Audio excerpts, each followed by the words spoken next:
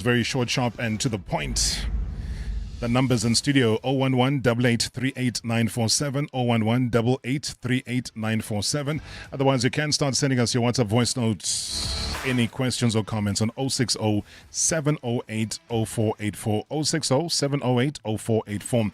And you can be part of this conversation because it's about you, it's about me, it's about all of us sports-loving South Africans to be a part and parcel of it. And we will be running it through on the radio from now until 7 o'clock. And then from 7 until 8, we switch over to the YouTube channel. The YouTube channel is already live, up and running as well, where you can also post any of those comments or questions. So, yeah, looking forward to it. In the first week of us coming back on air, the man said, you know what, let's start nice and early. I am accountable. I'm not afraid to come through in the same way as when I was appointed, I came through. But it's a couple of days down the line. I'll tell you exactly how many days down the line it is because, yeah, I actually calculated. It's been an absolutely intriguing method of watching this man in action ever since he took office. Very vocal.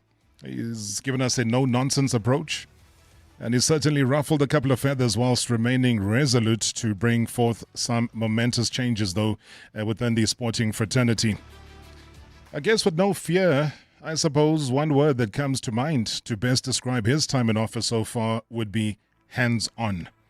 Now, as simple as that, the man has applied a very hands-on approach to a couple of very thorny matters across sports. As you know, sports sometimes becomes extremely political, and he's a politician who's embedded within sport. So we're going to find out a little bit more about how he's been able to balance those.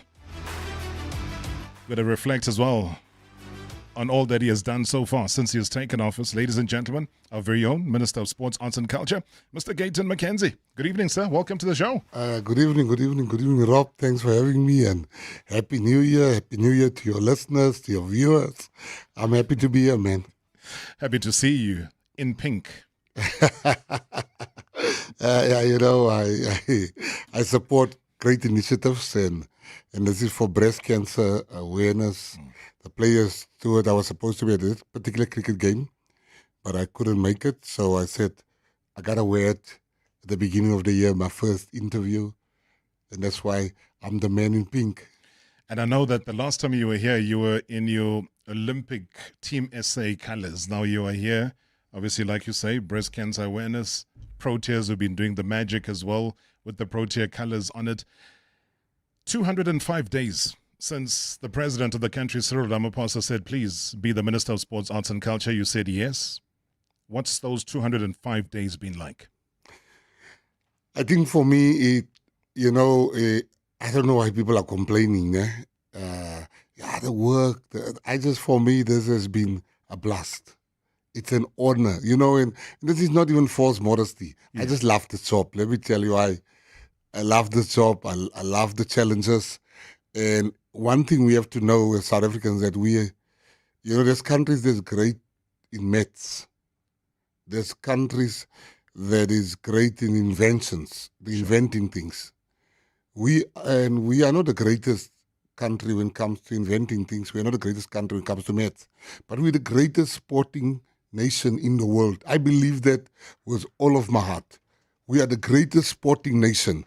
If there's, we've got the sports people, but we as the politicians and the administrators and the federations and the unions, we are the reason why we are not yet the greatest on the field and results-wise. Because I think we are holding back the talent that South Africa has. South Africa is rich in talent, the richest in the world. And for me to be put in a position to fix all the stuff that I used to complain about. I used to sit here, listen to your show religiously, and I'll be like, these guys don't know what they're doing. These guys don't know what they're doing. Now I'm here. I better know what I'm doing. What's your biggest frustration, from the time that you were so frustrated that the guys did not know what they were doing? What is it now that you figure as a minister and you still feel that those guys do not know what they are doing?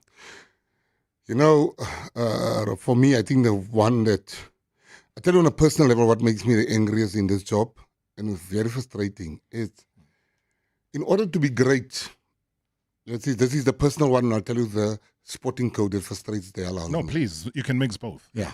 I think the first thing for me, the biggest frustration I have is that, and I say this with all humility, Sure. what I'm going to say. You know, when people start saying like, he's there to travel. Like, oh, he's just there to be driven around. I've been driven around with much more cars before I was a minister. And I've traveled, I've seen the world, I've seen the world. So in order for us to bring the Olympics here, in order for us to bring big matches here, in order for us to bring big events here like F1, must I now Zoom the people? Or must I send a telegram? I have to go there. I have to meet with them. I have to answer the questions. We want them here. So my frustration is when people are saying, you're wasting money traveling, you do this. And I'm thinking like, with all due respect, it's insignificant amounts compared to what we are trying to achieve. That for me has been a personal frustration when people start complaining about stuff there. I just think that, you know, for me to go to F1, for instance, and go and tell the president of the FIA, we want F1 to come to South Africa. We want F1. We are ready. We'll be able to pay and raise the money. And then the headlines in the country is he spent 500,000 rands traveling. Now those guys look at you like, you're a Mickey Mouse, man. Your people, you want to have a 5 billion rand event in your country, but your people are already complaining about. Well, if it was 800,000 rand the one time where they were saying that you went to Paris, you went to the Olympic Games and splashed out 800,000 rand. Let me come back, though, to that Formula One. You touched on that. I'm very interested in hearing the feedback about it, because I happen to also go to the other side, who's going to be your fellow African competitors, Kigali, Rwanda. And they are definitely sure. I mean, they hosted the FIA Awards towards the end of last year. Very successful, beamed around the world. And they said, we don't have a racetrack, yes, but we have the intention, we have the support from FIA. They're going to bring Formula One to Rwanda. What's your feeling about them openly saying that? Yeah, they can openly say that. I didn't make an appointment with the president of FIA. I went to go see the president. I went to go see the CEO. When the president of the FIA heard I'm in town, and he saw people posting pictures, says, I got to meet this gentleman, the minister. When I met with him, he gave me support to say he's going to support the African bid. It will be unethical for him to say he'll support Rwanda. Maybe he could have said then he'll support Rwanda because it was only Rwanda then. But now our names are in the head. But let me be straight up. There's 7 F1s in Europe. In the Gulf and Arab states, they have Qatar, they've got Azerbaijan, they've got Abu Dhabi, they have Saudi Arabia. Why is it that Africa should only get one? It can't be. But let's go and say, I am not saying Rwanda, I'm saying that much more countries like Morocco should also get an F1. But I'm saying that you can't really, to be honest with you, compare South Africa's bid with that of Rwanda, because the president of Rwanda supports F1. Yes. President Ramaphosa is on record supporting our bid for F1. President Ramaphosa is going with us to the Grand Prix in Saudi Arabia. I put in a request. Our economy is 30 times bigger than the economy of Rwanda. Number one, 30 times bigger. Number two, Rwanda does not have a track. We have one. In a few months, our track will be up to F1 standards. That's not the owners of the track saying that. It's not the Minister of Sport saying that. It is the company contracted to do the work. They've been paid cash contant. They got their money. To what? Upgrade? To upgrade the track. Yeah. And they've done the Miami track. They've done a lot of tracks. They got their money. They've been paid. No state money was spent. They are ready. Lastly, let's talk about the street race. How will you have a street race in Rwanda if it's such a hilly country? The cars will go back in reverse. Honestly, that's just the fact. South Africa has got, we can have a street race. We can have thing race. But the most important thing, we can go on the track. But the most important thing that people misses, which for me, is that Rwanda does not have a motorsport following, a great motorsport following amongst its residents. South Africa does. And Rwanda's never had a F1. We had one. In 2003, we had the F1 here. The F1 left because the person that owned the track went bankrupt. And EPSA apparently wanted the money. But we've had the F1. We have a track that this guy F1. We have the biggest motorsport following on the African continent. We've got a vibey minister that is ready, that has put us on the map when it comes to F1. We are serious contenders. We've got a bid steering committee. Tomorrow, it's going out public tomorrow. It's the first time people hear this. Where on your show, tomorrow it's going out. If you want to be the promoter of the F1, get your money right, get your information right. We're going out tomorrow to the market. To get what? The financial backing that is needed to, what is it? To get the people who potentially will be what? The sponsors who potentially, what are you going to market for? We're going to get the people that, you see, every race got a promoter. Yeah. A promoter, and the promoter needs the buy-in of government. Now, we put a committee of experts in different fields to run and look for the best bid. Tomorrow we're opening that window for the promoter. The person is going to put the whole F1 together. Governments don't put together F1s. They support the promoters. Sure. So we are looking for that promoter. We're looking for the city it's going to happen in. Cape Town wants to have a street race. Wakanda city wants to have a race in a city they're going to build. Kalami, there's people. There's even a bit, I'm told, for Nasrec going into Soweto for the F1. So we have all the different people, and we've got the right people to adjudicate those bids, because I don't have the expertise. And when that happens, then we put the winning bid. I then go to cabinet and go and ask for support for this winning bid. And once I get the support from cabinet, we then put in the bid for F1. And then F1 will announce to say, South Africa, your bid is weak, or South Africa is joining the world calendar. Sure. Okay, that's breaking news at 18 minutes after 6, 18:18. You heard from the Minister of Sports, Arts and Culture that they're going out, to the market tomorrow. So if you're a Formula One fan and you believe you've got the capital to be able to run this thing, tomorrow is your day. Because, again, I go back to Rwanda, and I know that you've slated them somewhat now, saying that they don't have a track. Yes, they don't have a track.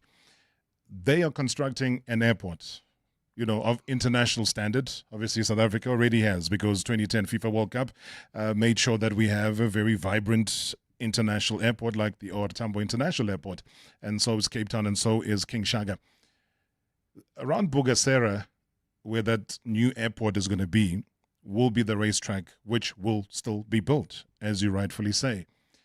But does it not worry you to say, yes, they might not have the following amongst its people that South Africa has for Formula One, but in the same breath that they've been hosting NBA events at their newly built arena in Rwanda, they've been able to host the FIA Awards with the lack of interest from within the region. But it's about traveling, and that is why they do your Visit Rwanda campaigns within football spaces, etc., is the awareness. They want to drive people to this previously ravaged country. In the same way that we celebrated 30 years of what happened with apartheid, they're in the same way, since the genocide happened. So my question to you is that, do you know what exactly FIA are looking for and who they will be likely to be a bit more lenient towards when these bids are being presented? Yeah, I agree with you. Listen, let's not take away, Rwanda is a great country. Rwanda in the later part of the century come from genocide. Yeah. What they've done in that country is just phenomenal. But we live in an equally phenomenal country. Rwanda's never hosted the Soccer World Cup. They've never hosted the Rugby World Cup. They've never hosted the Cricket World Cup. I'm now talking about massive events. Sure. Massive events. And, I was in the restaurant and we had an argument to say, when I was sitting with other ministers from other countries, Brazil and all these other ministers. And we had a little debate, about which World Cup was the best. And I said, South Africa.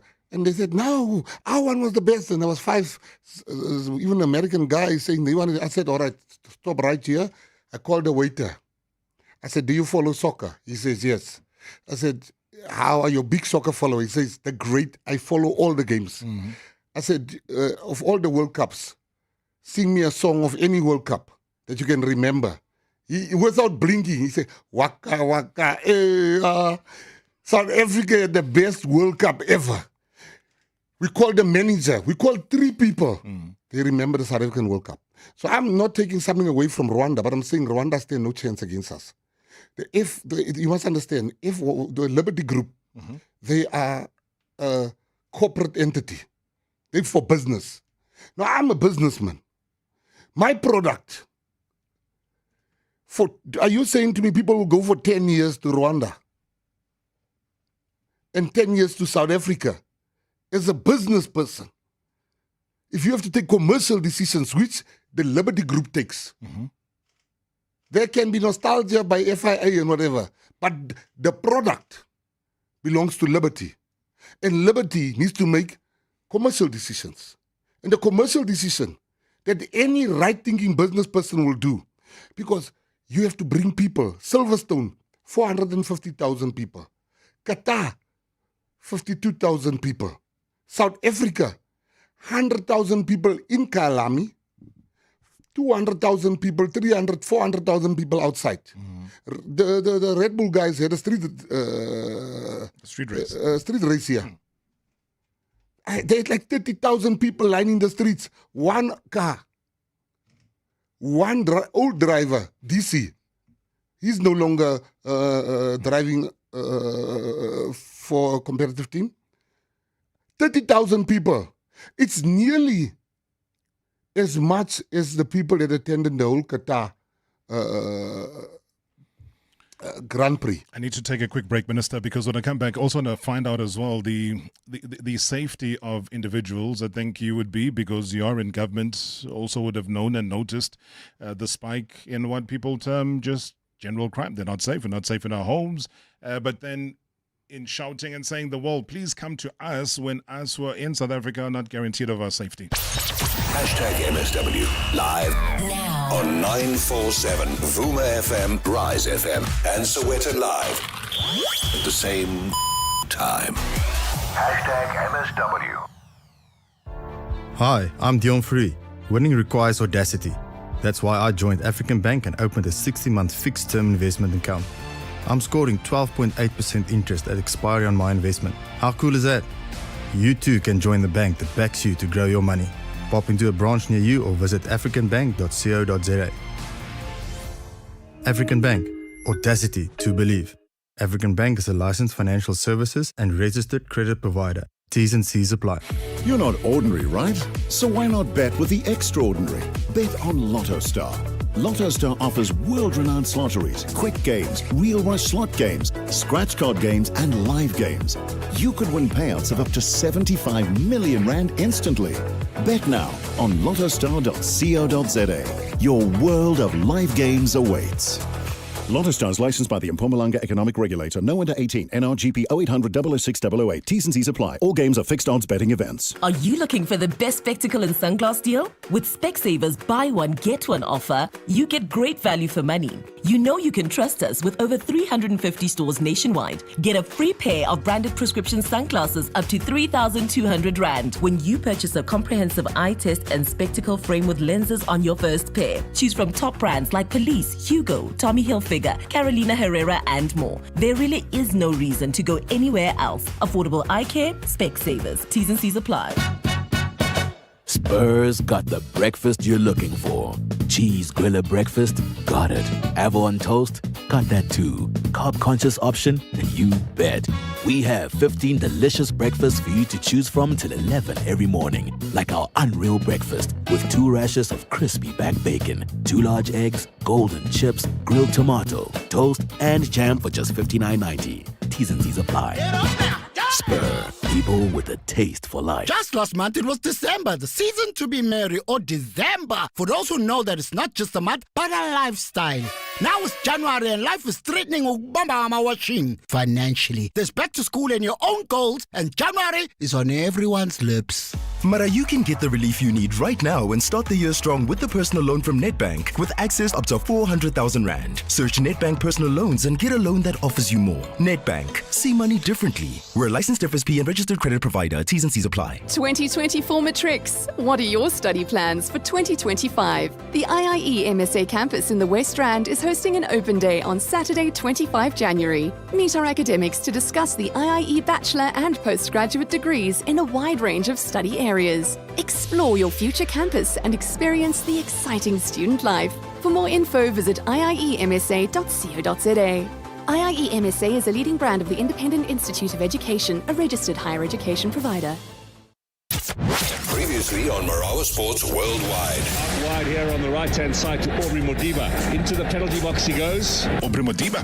Thanks, Rob, and I'm happy to be here. And the first one for 2025 in Joburg. You love history, though, hey?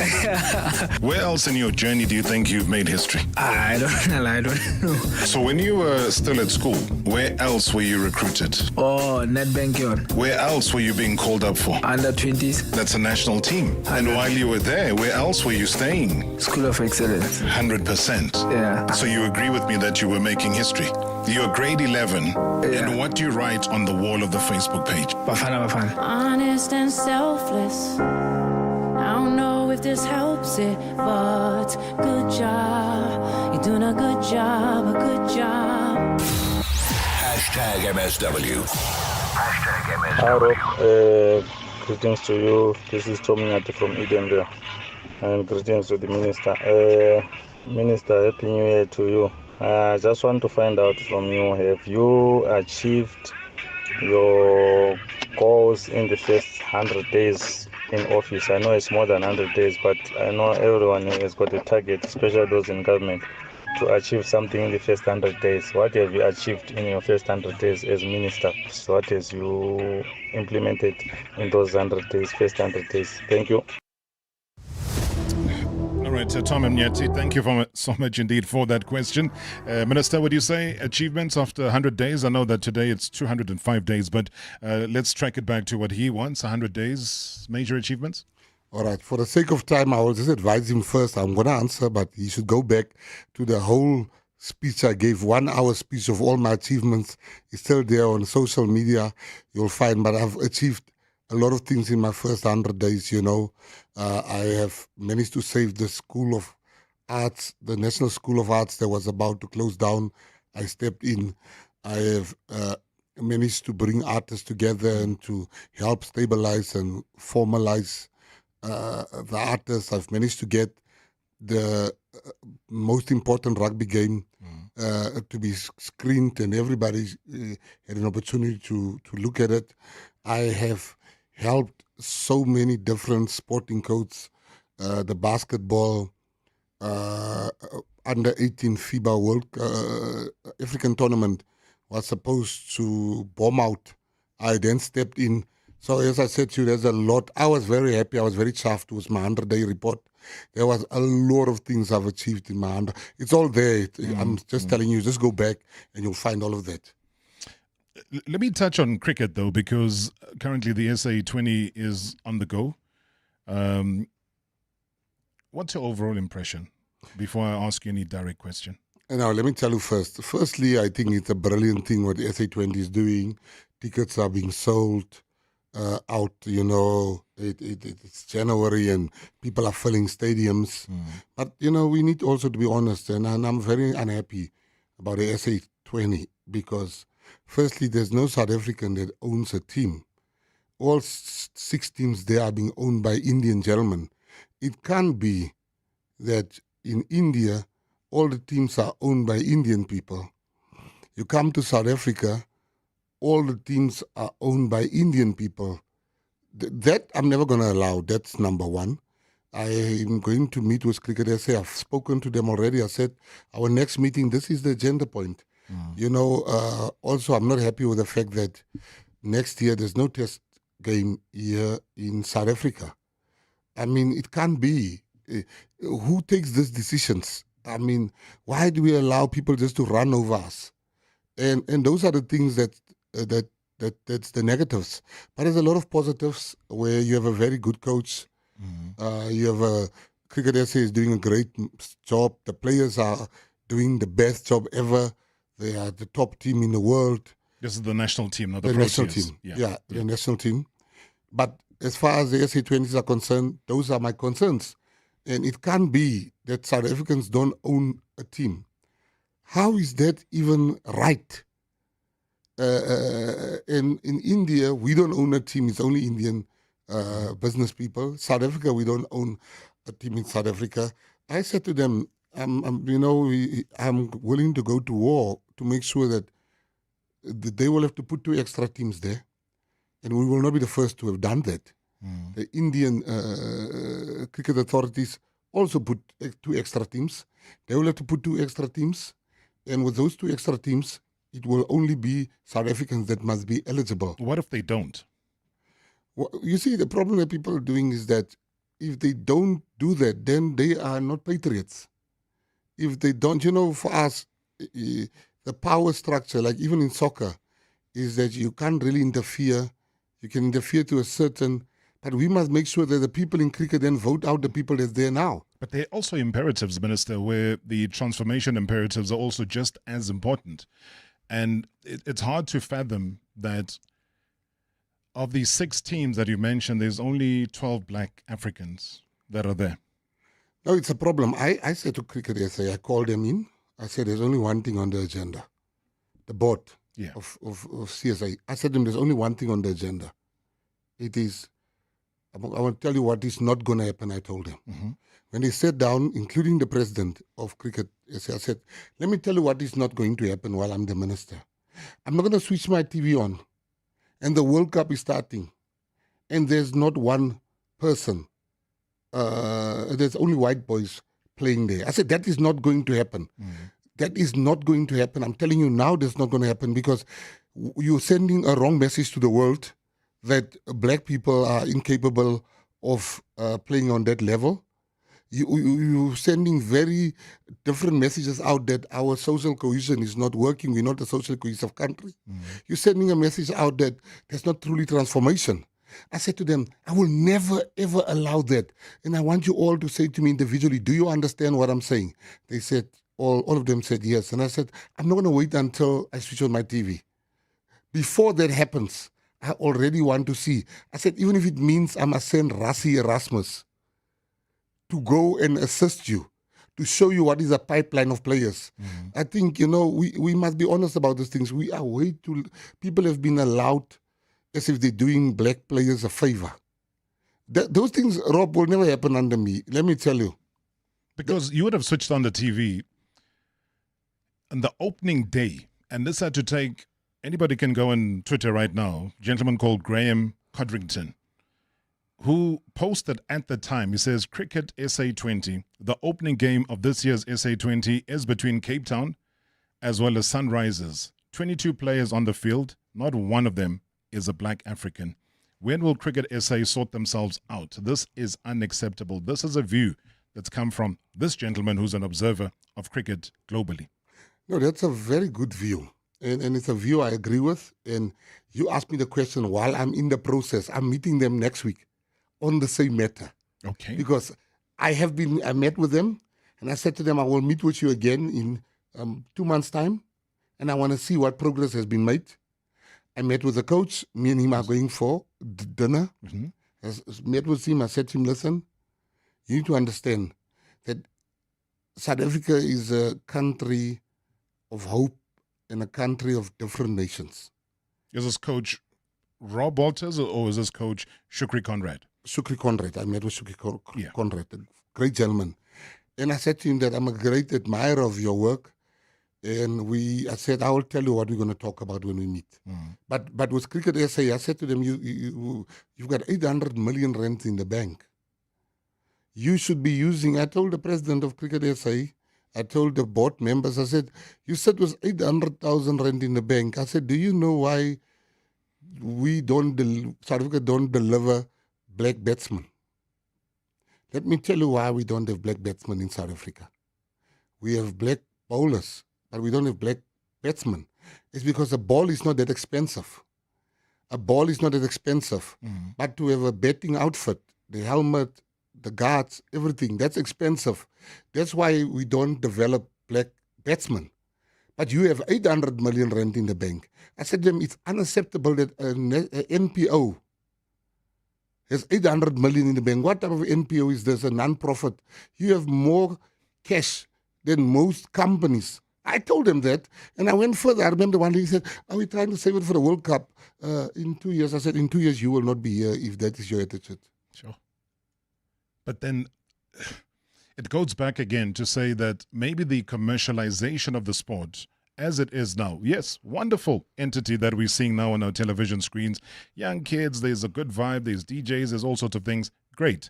But at the bottom of all of this is the hard-fought transformation imperatives that are not being followed. And a great example with the Joburg Super Kings. I mean, Uluto Sipamla, I mean, here's a kid who was initially not included. He was not selected, right? And then he then comes in to be a replacement to the other replacement. So now he's number 3 in the line. So he had to wait for 2 injuries to happen before he is then called up. And literally, he comes through. First game, one of the greatest performances that we've seen. But he was never given an opportunity. So he had to go step 1, step 2, 2 injuries. Then he was dropped in there, only to perform admirably and for everyone to say, wow, they were singing his praises. Imagine how many others are being shut out many in the same way. No, Rob, what you're saying is true. I'm not even going to debate that or try to defend it. I'm equally aggrieved. And I've mentioned names of people like the president of Cricket SA, like the whole board of Cricket SA. I have met with them and I've raised this particular issues because I don't understand. Do they understand the role that they've been given? It's not only a role to make sure we see the team playing, but it's also a role that speaks to how far we've come as a country. We will not going to allow that. That's why I've mentioned it. I had a meeting with them with one agenda item, which is your transformation sucks. It sucks. It is embarrassing. We are not going to allow that. And you know, and not only cricket, you know, what is an indictment for me as the Minister of Sport is that in South Africa, and it's not only cricket, but let's look at swimming. Do you know that we've never had a participant in the Olympics in the past 30 years? Like, I'm not talking about a medalist. Participant. A participant. We've never had a black person qualify. Now, you can't tell me. My daughter, Zara, when at the school, I went to a swimming thing, and she was the only black child there, and she came number 1. My son is a top swimmer. And the reason why they swim, because they grew up in houses where there's swimming pools. So all I'm trying to say to you is that we have to be honest, that there's a problem with transformation. Hence, I'm calling all the federations in the month of February, all of them, because there's a big problem. People they get into these positions to travel overseas and the perks, travel business and class, the salary, even. and not to bring up our athletes. Some of them are just downright useless. I'm telling you, like incompetent to the max. And you look at basketball in this country. For me, that's probably the worst organization in South Africa. Why do you say that? Let me tell you. I'm sitting in a meeting. We are talking to the people of UFC. We're trying to have Dricus' fight in South Africa. And they said, but is South Africa ready? Is South Africa ready? I said, South Africa has never been ready, never been more ready. We were born ready. And I'm telling about the World Cup. I'm telling them. And then I get a call from Bakang, a message from Bakang. She's like, Minister, you got to step out of that meeting quickly. I think there's a bomb that's about to go off. So I'm like, I'm just going to return to the bathroom, gentlemen. I take my phone. I hear that basketball is about to make an announcement. Basketball Africa is now about to make an announcement that South Africa has applied to host the Under-18 African Basketball Championship. We've applied for that a year ago already.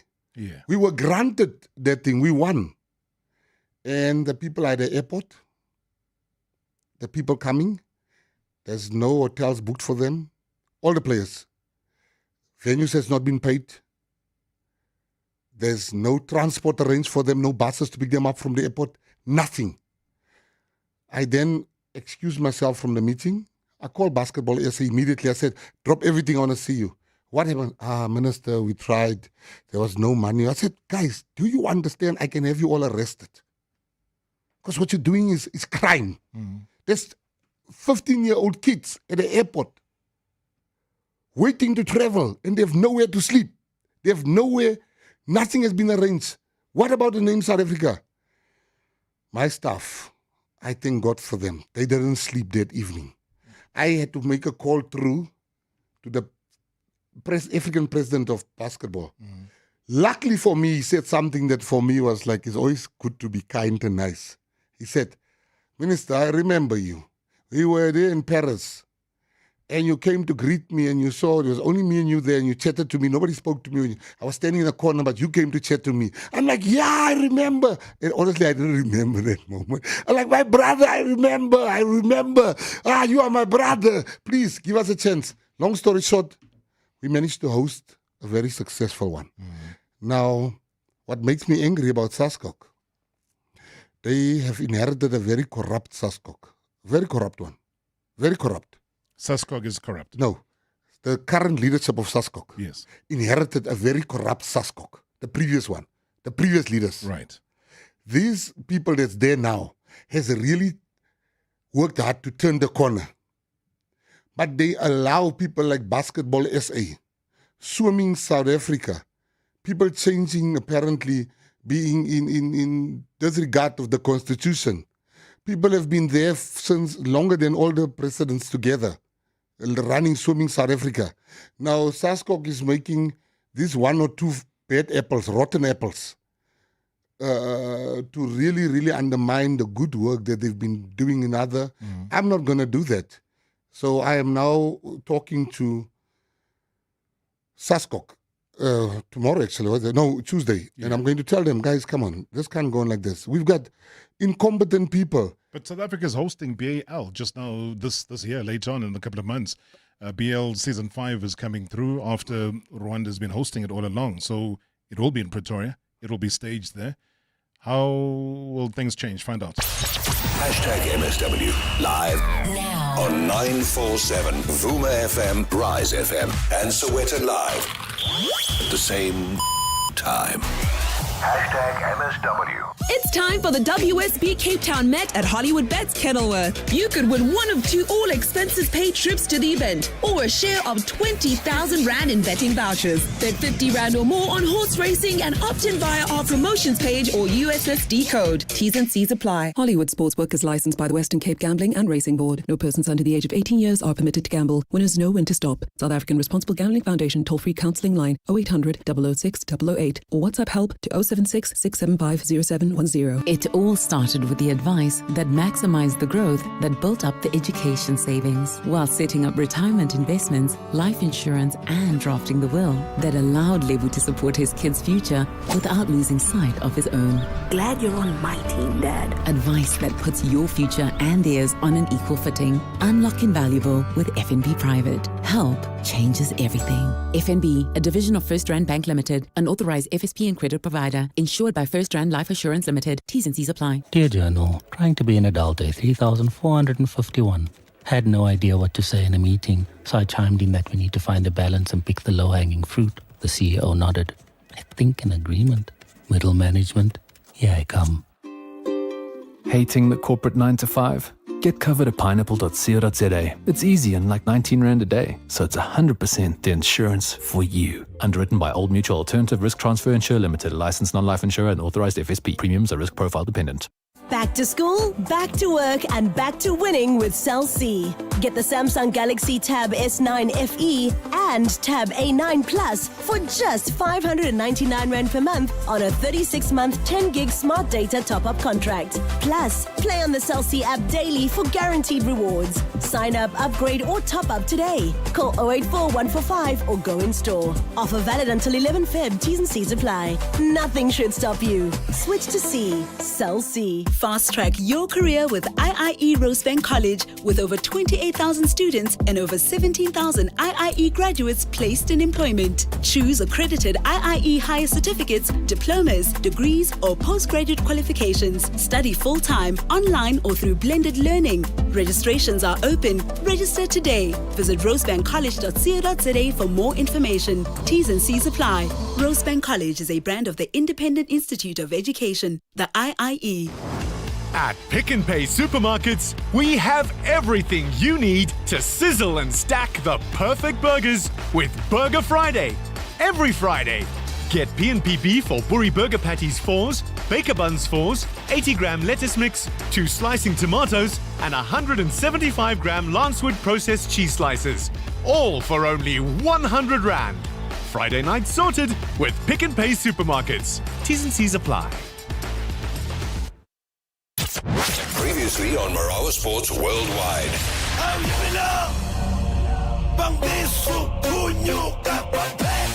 Robert Marawa, Tom is in Edenville. I'm fine. I am proud to be speaking to you on national radio. There is this fala which you always do when you're playing, especially against North Africans. What comes to your mind and what you call it in English? Maybe you can describe it better. We only call it vala. We don't know it in English. Tom, thank you so much indeed. You knew exactly what he was talking about, eh? Yeah. Please help us. I believe it opens up space, and every time I did this, that person would shift, and I think it helps me come out of tight situations. Yeah. Hashtag MSW. Good evening, Robert. Good evening, Minister. Compliments of the season to both of you. Minister Mckenzie, I just love your enthusiasm and your energy, and I hope that it carries on throughout your term in office. Minister, I'm passionate about school sports, and I believe we share the same passion.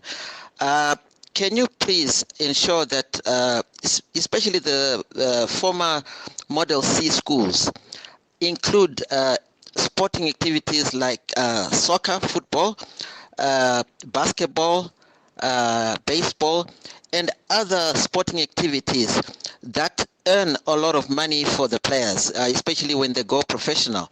And that will, contribute a lot to our economy, because a lot of the schools, former Model C schools, are resistant on doing that, even when they have the money and the facilities. Thanks, Tafara. Thank you so much, Minister of Sports, Arts and Culture. Minister Gayton Mckenzie is my guest, is live in studio. We're also live on the YouTube channel, so you can watch, you can listen, you can post a comment there as well. Otherwise, send us a WhatsApp voice note on 060-708-0484. And he was just praising the enthusiasm, but he also mixes it up with school sport. How do you respond to him?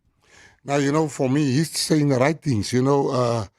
There's no country that can continue its greatness without involving school sport. School sport in South Africa here is very, very, very have and have nots. If your child goes to a private school, the Model C school, they're definitely bound to be recognized. You look at the best prospect to going to come out of South Africa, Walaza, Bayanda. Here to go to a private school, semi-private school or whatever you call it. Kuro. Yeah, Kuro. For him to be recognized. If he had stayed in his old school, would we have seen him today? So I'm passionate about school sport, and the good thing is that we have a Minister of Basic Education that's equally passionate about school sport, and we are going to show this year, not next year. This year, when we give our budgets, you're going to see that school sport is going to have the most prominent space in that budget. Sure. I got a question, and it came through from our colleagues here at Primedia. It's from EWN. They asked the question along the similar lines as what the previous voice note says, given that schools have just started, sport is the great equalizer. What are your plans for school sport? there's the resource of infrastructure as well as affordability of some of the sporting codes. Given that, Minister, and like you says, that there is inequality, how do you plan to straighten that? Right. I think inequality for me it also goes with the fact that black players are not prominent in our national teams, and like swimming and like cricket. I am at the moment still working with what my predecessor budgeted for. And school sport wasn't as prominent in the budget, didn't find such expression. Now for the first time as the minister, I'm going to sit really fully and then give the line of march. This is where the money should go to, and school sport will be prominent. Let's take a sport, for instance, like pole vaulting. There's no black school that does that thing. Why is that? Because it's expensive. Now we need to buy that for the schools that can't afford. And I want to say two things regarding that. Before I get to my biggest frustration, is that it's going to find expression. School sport is our future. If I as a minister don't do school sport, then I'm just reckless. I'm reckless with the future of this country. And if you don't uphold that, then would we say then, as a minister, you would have failed South Africans? I would say that. Before you could say it. Yeah. If I don't uphold the upliftment of school sport, then I have failed. And I'm one guy that tells you straight up. I'll be the first one who walks around with a board around my neck.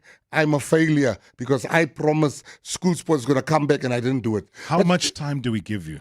You give me a few months. Let me just get my budget, and in my budget speech, you'll see how much are we allocating for that particular thing. You know, the government of national unity themselves speak about the fact that school sport should really now find expression in our schools. I'm speaking to the people in Jamaica because I think they run the most effective school sport. But you know, Rob, there's something that... What's your frustration? You talked about a frustration. Let me tell my frustration. Yeah. It's so easy for us when we don't see black people on a cricket field, when we don't see black swimmers. It's so easy for us to say, these white people don't want to change. It's very easy.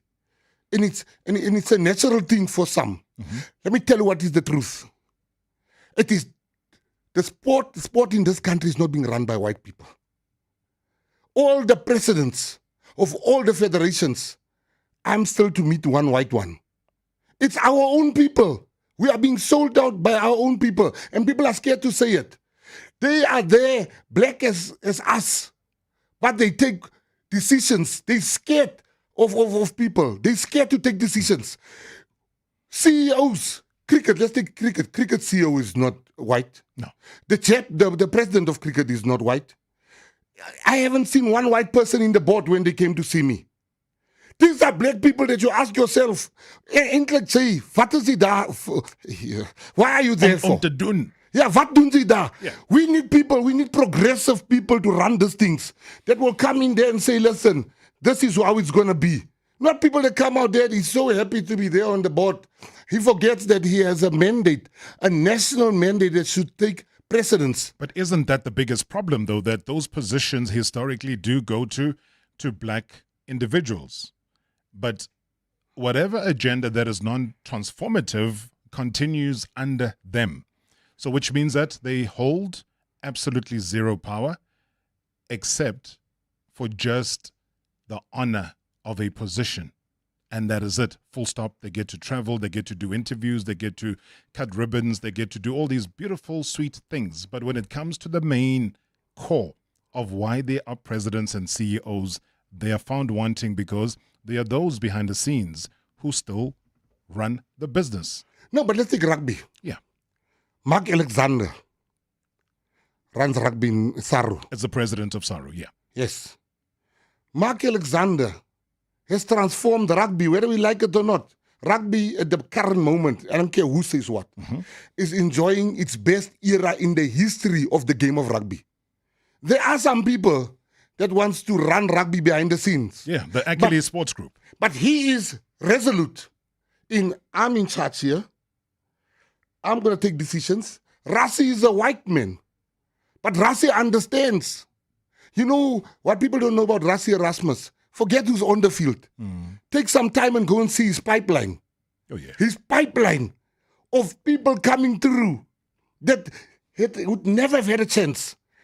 So it's not all of them that is like that. But we do have a lot of black people in positions that is scared. They don't know what to do with power. They play with power.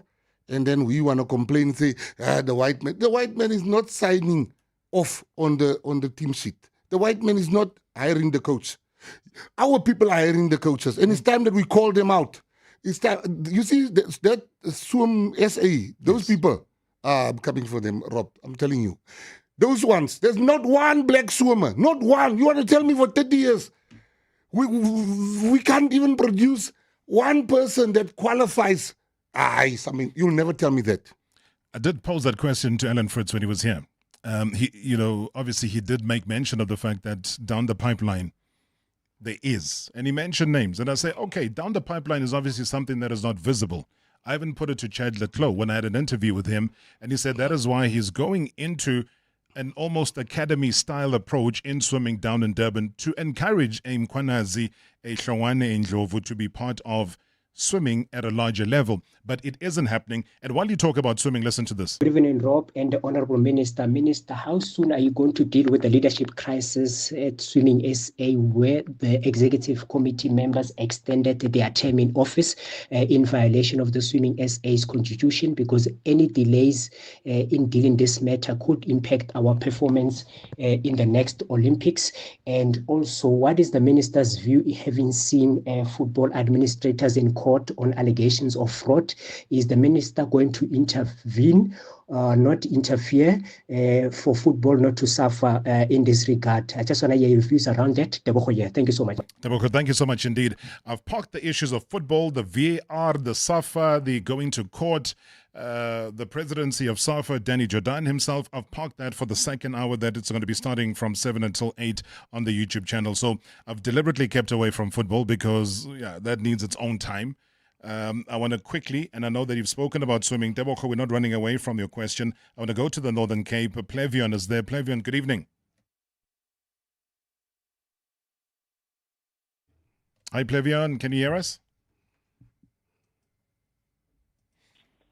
Okay, I can hear some shuffling there in the background. It's an important question that we really wanted to get to the minister before we shut this segment of it. Plevion, can you hear me? Hi, it's Graham Brooker speaking. How are you? Yeah, welcome to the show. Good, thanks, man. Thanks for having me. Yeah, just on sports, man. I'm very. The question to the minister that I would like to pose is, why is there certain funding allocated to the so-called bigger sports around the country, and not to others? And I talk specifically from a hockey background, where we have kids paying exorbitant amounts of monies to represent the national team, South Africa, whereas you have your sporting codes such as cricket, rugby, and soccer, where these guys get paid to represent the provinces. So that I just have a concern around that issue. It's a great question, Plevion. I'm going to ask you to listen on the YouTube channel when we do begin that particular segment. We got a whole lot of voice notes that are coming through right now. We're not going to overlook that. We'll come back to some of the missing issues like the swimming, but like I promised you, the football will get a little bit more involved with the rugby issues, with the Akali Sports Group that wanted to acquire 20% share of the Springboks, the commercial entity. Got another question or two that's come through from EWN. So plenty on the involvement of sport all round. But for this segment, let me just say to you, tune in again tomorrow for Marawa Sports Worldwide, probably brought to you by Hollywood Bets. But if you still want to continue, switch over to the YouTube channel, and we will continue until 8 o'clock. Marawa Sports Worldwide on 947, Vuma FM and Rise FM. Powered by Hollywood Bets. #MSW live now on 947, Vuma FM, Rise FM, and Soweto Live at the same time. #MSW.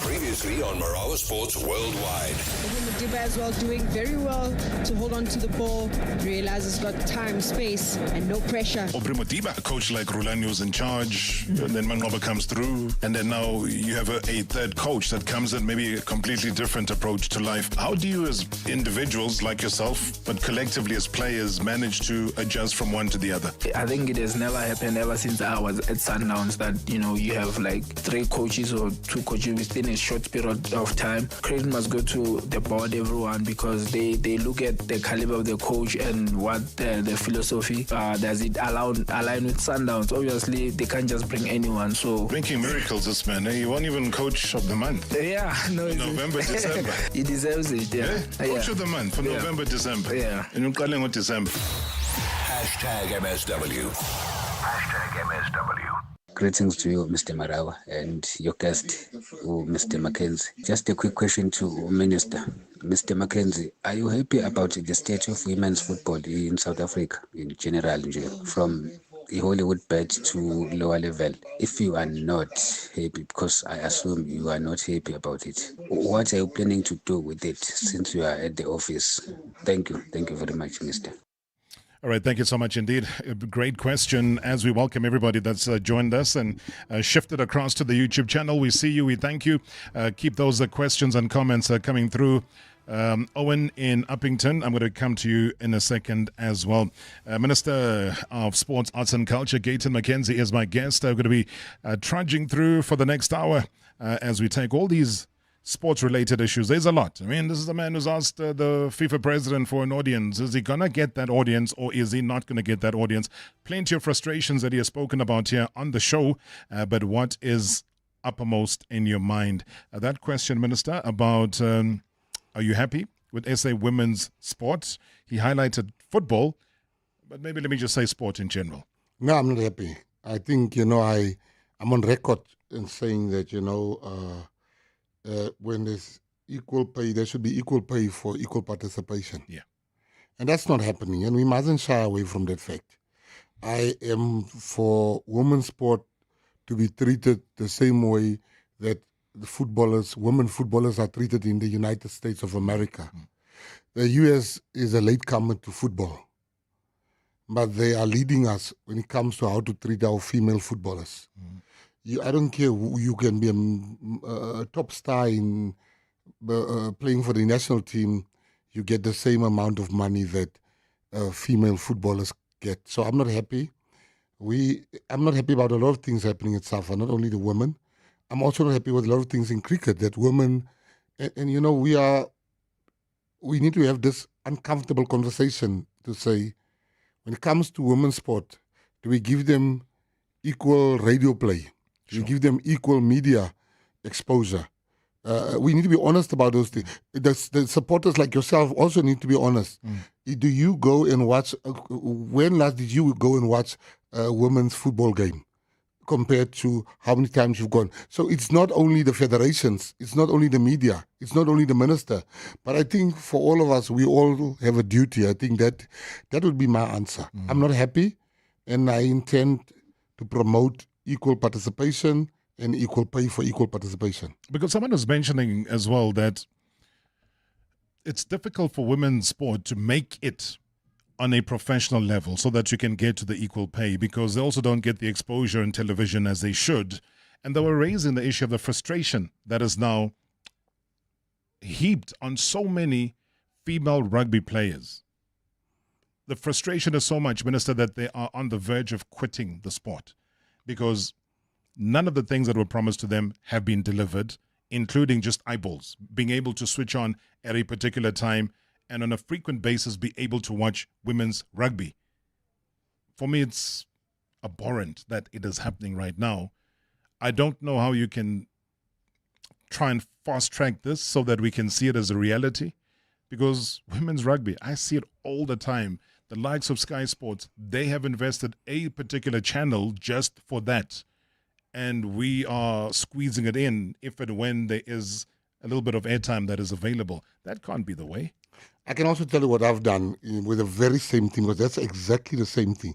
With school sport, what we have factored in is that we've spoken to the broadcasters we have here. I met with them, and they have really come up with something that can make, if you play school sport or female rugby or cricket or whatever, for those kids to be seen by everyone.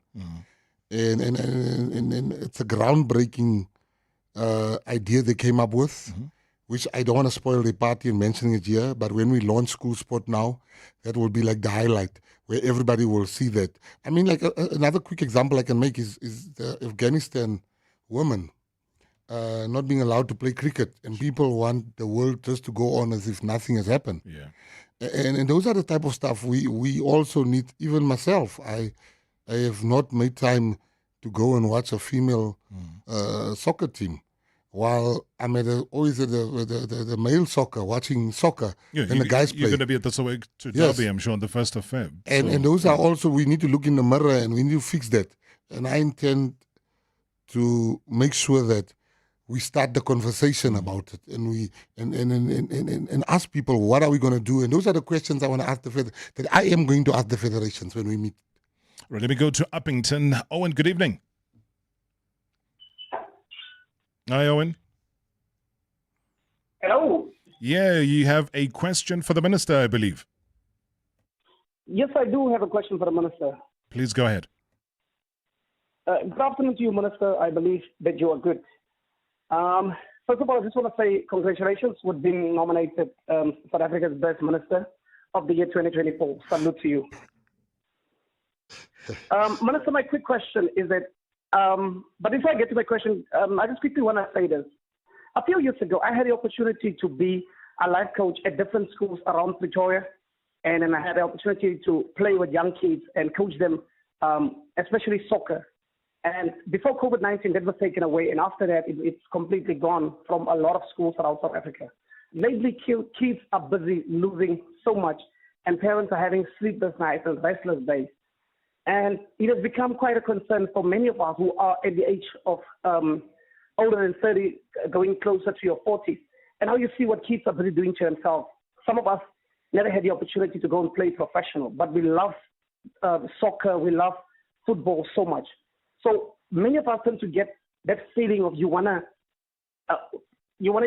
spend some time with the kids, you wanna invest in them, and then make sure that they make something for themselves. The opportunities that we could have never had, you wanna invest in them to become something and make them their parents proud with whatever you can invest in them.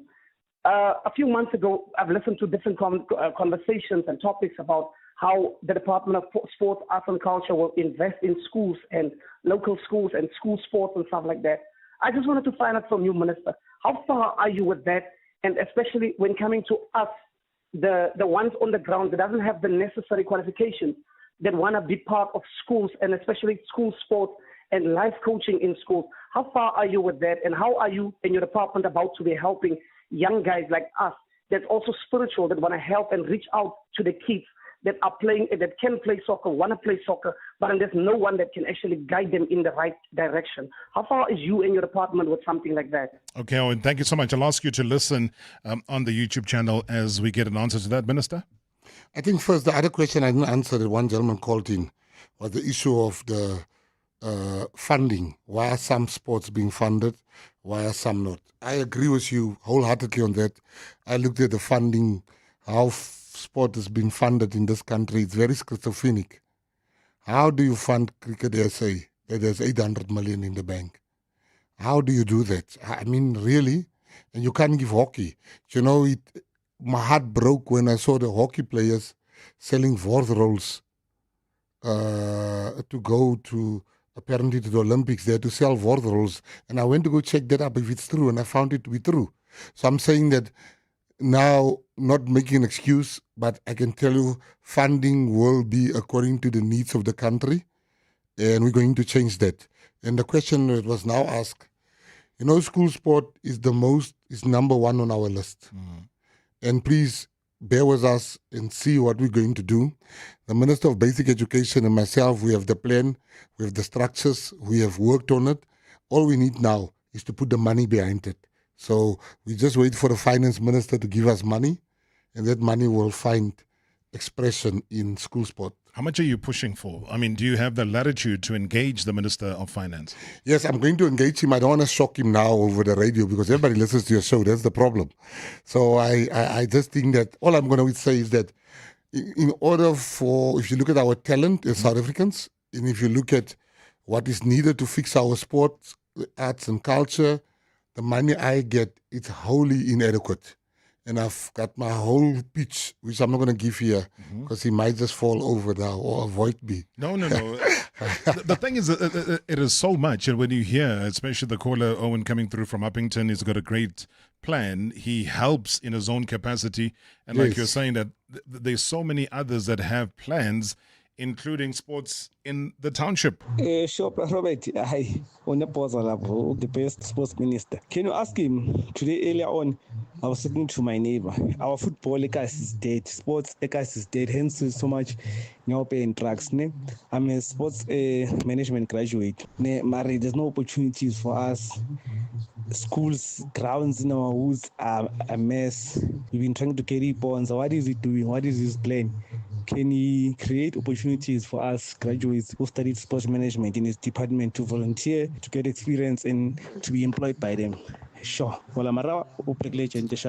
Thank you so much. I mean, that, amongst a lot of things, is problematic. That used to be a tennis court is now a rundown, useless thing that exists. That used to be a basketball, netball court is something that we all can be ashamed of, where people sit, they hide, they smoke their nyaupe. It's their little hideout. So all of these, what were developed structures within a lot of the townships around the country, Mr. Minister, are no longer existing. I don't know if this is a burning issue for you in the department, but something has to be done because these kids can't always be driving, spending money on transport to come to the suburbs so that they can use the urban facilities when a township could definitely have them. No, I agree with you 100%. Just will be direct about a caller. You know, for a sports management graduate to say, I just want to go, and he loves what he's doing so much that he's willing just to go and volunteer himself. That's how dire the position is. I'm not a big supporter of people coming and not getting paid for work done. I can assure him that my seriousness speaks to the fact that I've put a moratorium on building anything new. Because every year, if you go back 10 years, South Africa's built stadiums, tennis courts. But now you ask yourself, but why don't we fix the existing ones? Because there's tenders with these things. When you build, there's people that's pushing because they want to get tenders out of it. I've put a moratorium on that, and I said we will not be building anything new in big infrastructure like libraries, like soccer stadiums, because you got to fix them first. Tennis courts, you got to fix them. And I'm talking about in the areas where there used to be once. Yes, use the money and fix it. Let me tell you, my motto in life is a kid in sport is a kid out of court. I know the power of how sport can transform a life. I can show you examples of people that has achieved something because of sport. And we're going to fix that stuff. And I'm not going to fix the stuff in 2026. We're going to fix the stuff this year. I have never said no when Rob calls me. I'm saying it right here in front of everyone. Call me a few months after I've got my budget and I will come and I'll account for the things that I have promised here. It can't be. Listen, it can't be. You know, I saw a sports field. There's now a Nigerian church. Like sports center in one of the areas is now a Nigerian church. Like what the hell? Those things is things that makes one crazy. But now I'm in a very fortunate position that I can't complain anymore. I've lost my right to complain. I must act and fix now. And that's why I'm so excited about this job. And I'm going to act and fix. Let me tell you. And we're going to continue to hold you accountable, though, because the frustrations, and we see it all the time. Minister, I think you're just as passionate about sport as me and everybody else. It's still out there watching and listening to this and sending the voice notes is because people want an opportunity. They want that little gap to get to the other side. And if they get that little Walaza gap to get to the other side, be an Olympian, be a world champion, get the gold, get the silver, and be known around the world. Those are the little opportunities that people are looking for. And if you can't get them, then what's the point? We're here to hold you as the minister accountable. Rob, we have a huge problem. We have a problem of sports of national interest. I mean, Rob, as some of us when you grow up, Rabbi was playing on SABC2. Any Proteas game, especially which was hosted in South Africa, used to play on SABC. And now the cricket games, I don't care about this SABC pop-up channels. No, it's not supposed to be the case, Rob. We should be watching national sports of interest on any given time when those sports they are play.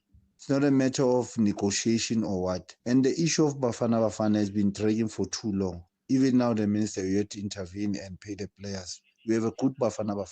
We want to see progress. Thank you so much. We'll come back to the Bafana. We'll come back to the Safa issue. Points noted. Let me play a couple more of your voice notes. Evening, Mr. Marawa, the Marawa faithful, and to our Minister Gayton. Minister Mckenzie, I just want to find out from you in terms of sports, arts and culture, what are we doing or what is the plan for our low community areas, our CASIs, if we can put it in that case, in terms of looking after soccer fields, upgrading soccer fields, maintaining soccer fields? Because currently we are in Rega Park, my father being involved in the Motsepe League, SAB League, if I can put it that to Mr. Marawa. Currently, even at the level of where I go to watch my son on Saturdays, we're currently paying a gate fee to go into our local community soccer field. And the reason for the gate fee is for maintenance of the soccer field, because our government, our council, local Ukurleni, do not have money allocations to look after the soccer field. So painting of soccer field, cutting of grass, this is actually done by the local teams with summing up money, or the coaches taking money out of their pockets to maintain this, to continue playing in the league, having the corner flags and everything to make sure that the league games are played and not blown off. So what is the plan for that? Is there any looking into this? Because a lot of the times, I know you said that you want to create, a kid in sport is a kid out of court, and this starts with local, with at the base, at the ground. So what is the plan for that? Thank you. Okay, Minister. I think, there's also another uncomfortable truth that we must speak about here.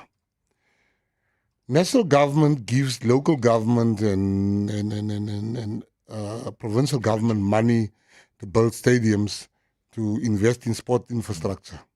What then happens, and people don't want to say this because they are scared to say it, I'm going to say it right here.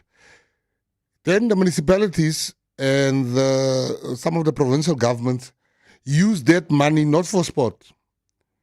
They will use the MIC grants, they will pay they will pay salaries, they will pay electricity, they will pay stuff that's meant for sport. So what I have done is that for the first time, you will not get a cent from me. I will hold that money until you showed me what you've done with the money as a municipality before that.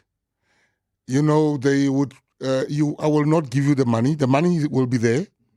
But I would want to know, we gave you money previously, what have you done?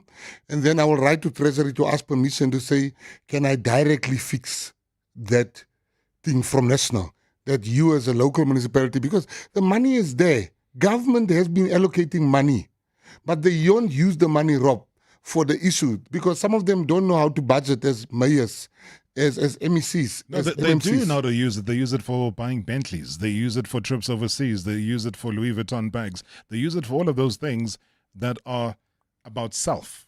It's not about the projects, and because there is no accountability after the money's been deposited into the accounts, there's no accountability. And that is why it makes me happy to hear that you'll be asking for, let us see the job done before we can allocate you anything more, because the same people being allocated funds over and over again also becomes a problem, Minister. True.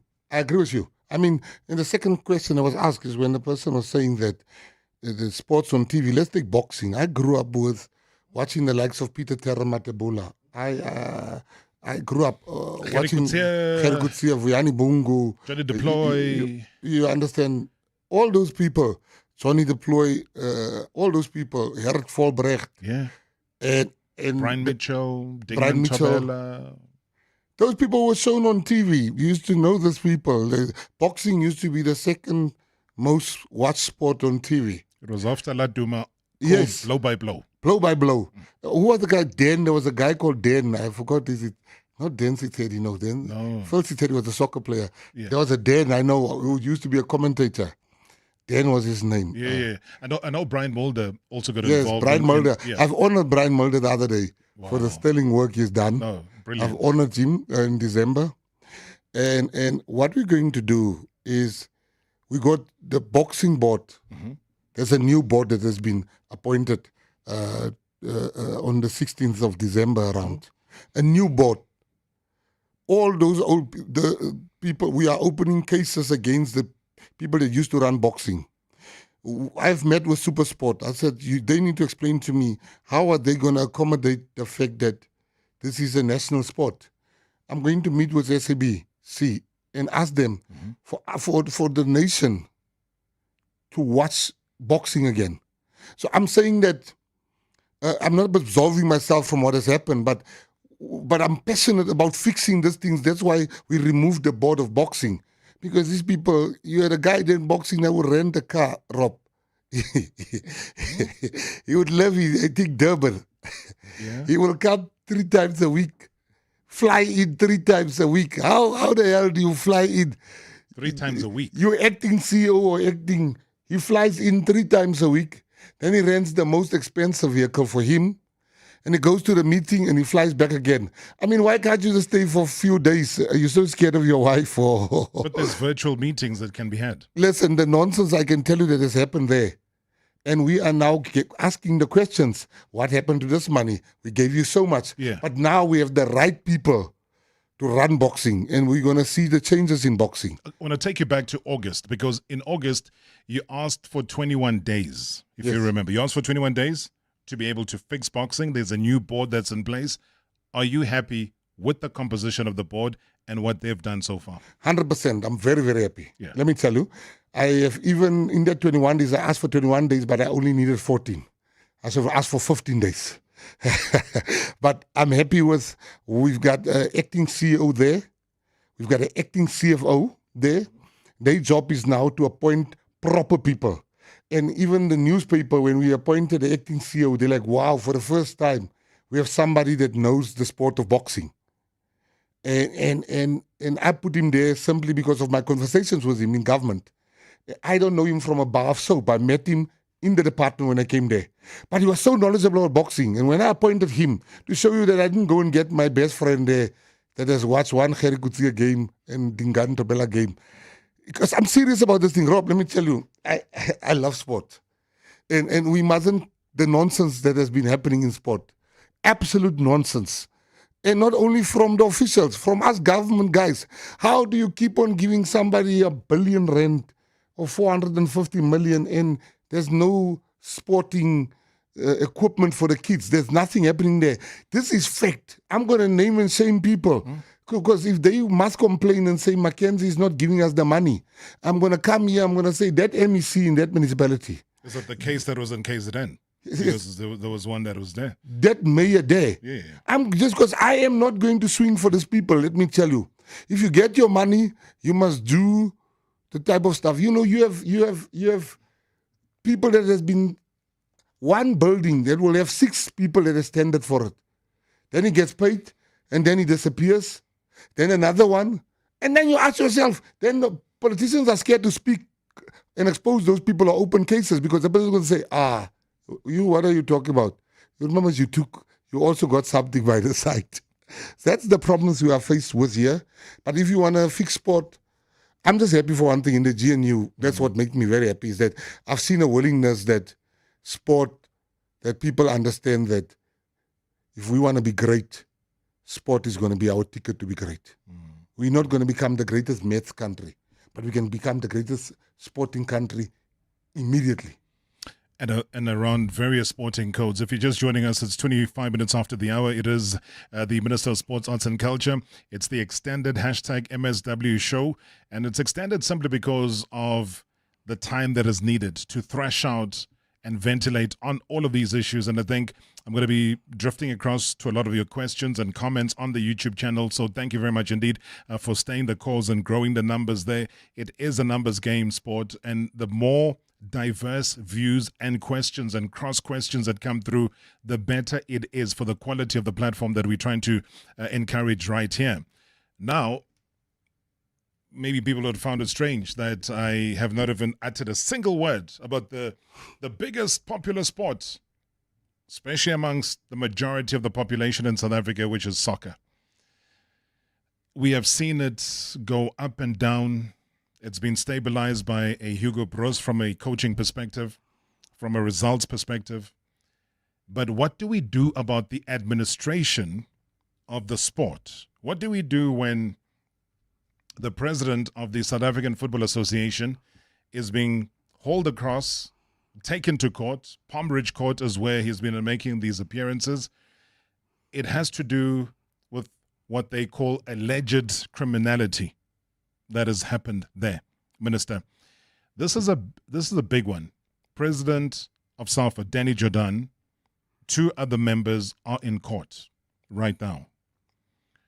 Your take, as we sit here today on the 16th of January 2025, where do you sit on this issue of Safa and where it is potentially going as a ministry?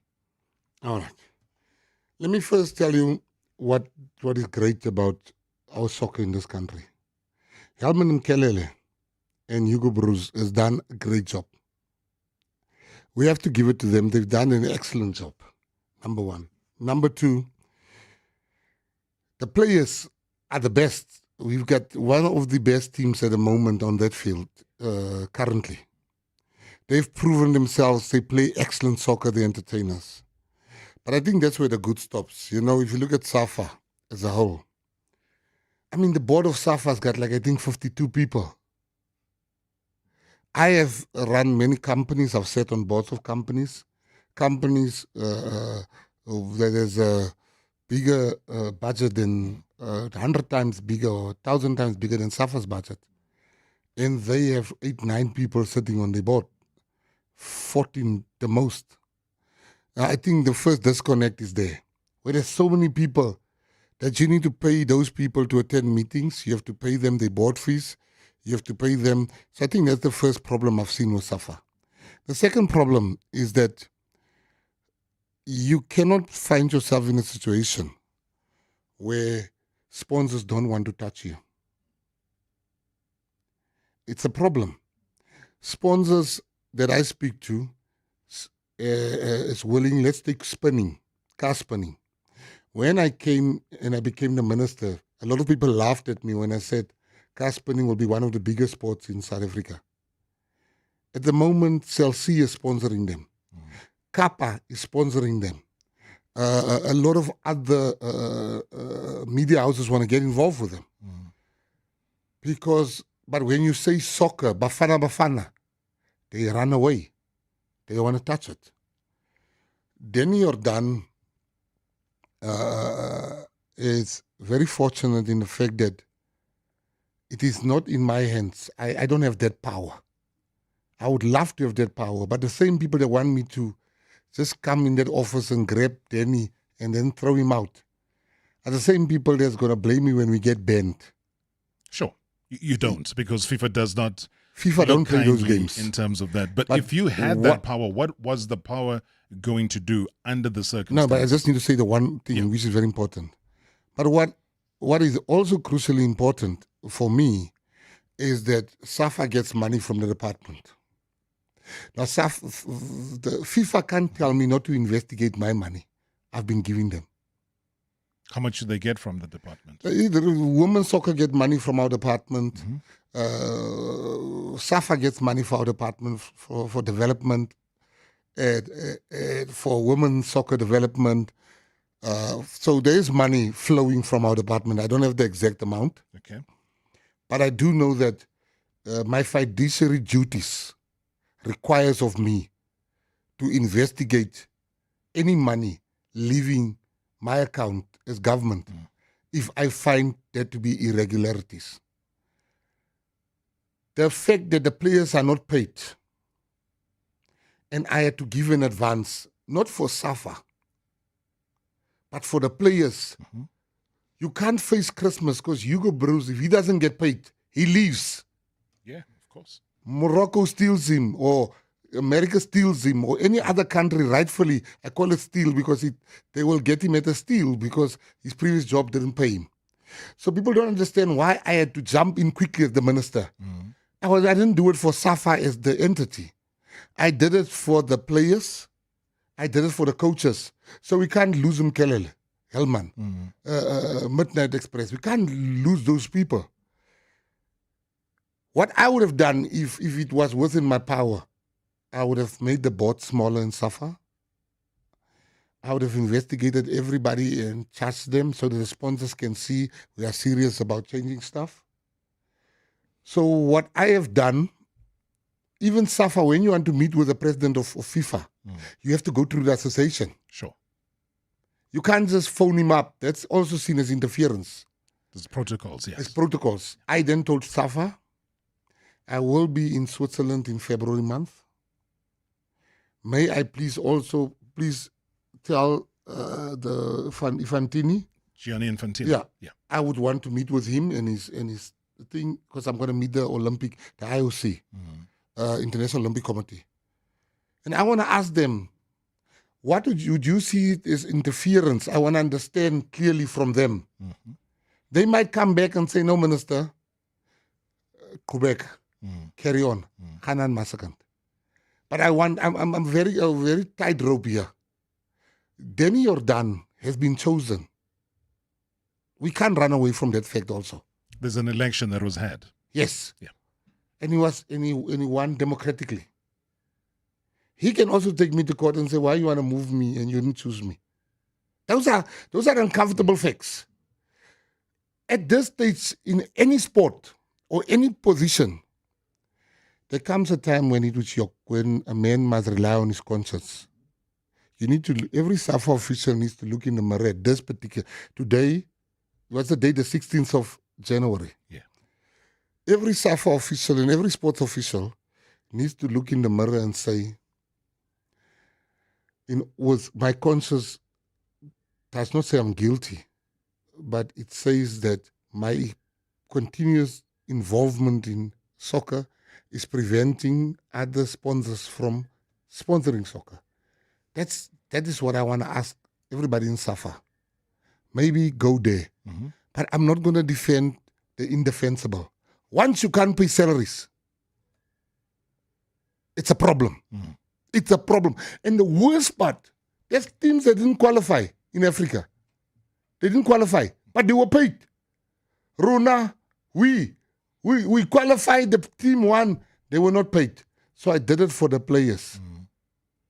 And I'll continue to do it in order to keep these people motivated. And that's the 5 million rand that you advanced. It was an advance. It was money they would have gotten anyway from us. But that money, at the time you dispatched it to Safa for the players, are you 100% sure that the players received that money? 100%. I'm 100% sure because I did say, what people didn't write, there were some things that came with that money. It wasn't just, here's the bag, go pay. No. There was thing, we need a forensic audit. We need to understand how you're going to rectify the situation. We gave them a date. The money will land on this date. You need to pay this date. And we called some of the players, which I don't want to mention which ones, because then the people will be targeted.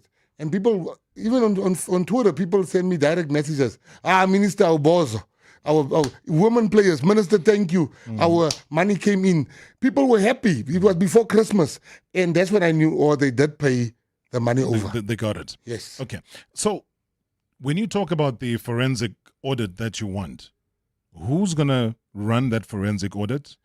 Will it be Safa investigating themselves, or will there be an independent investigator investigating that? It will be independent investigators investigating the money that Safa got from us to make sure that the money was spent for its intended purposes. And what about the 1.3 million that they are subjected to as far as the allegations in court is concerned?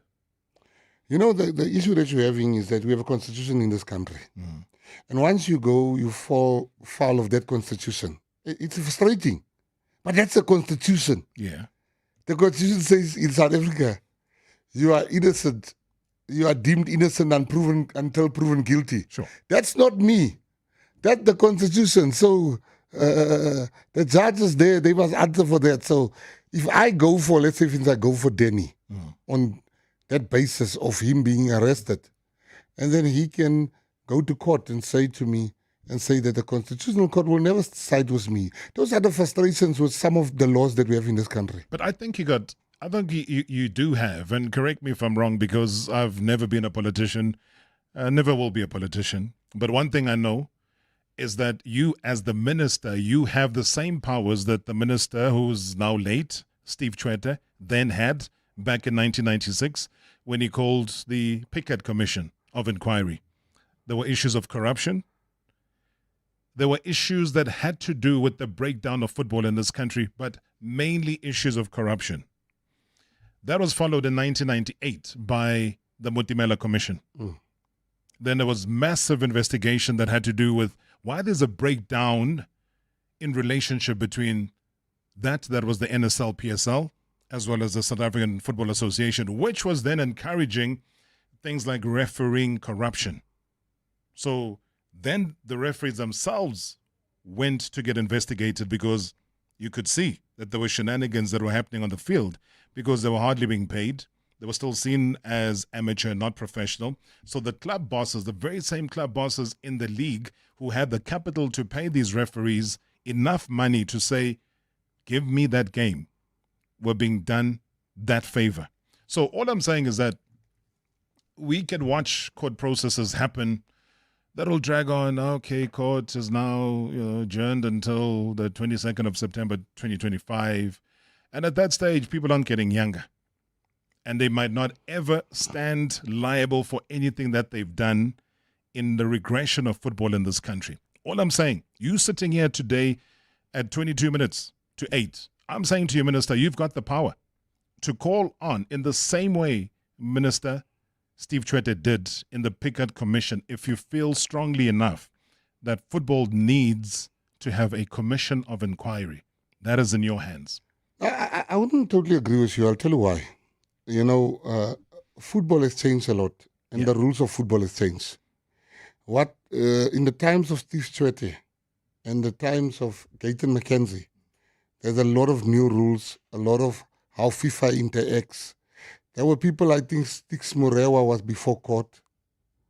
I think Cyril was also before court. Cyril Kobus was also before court.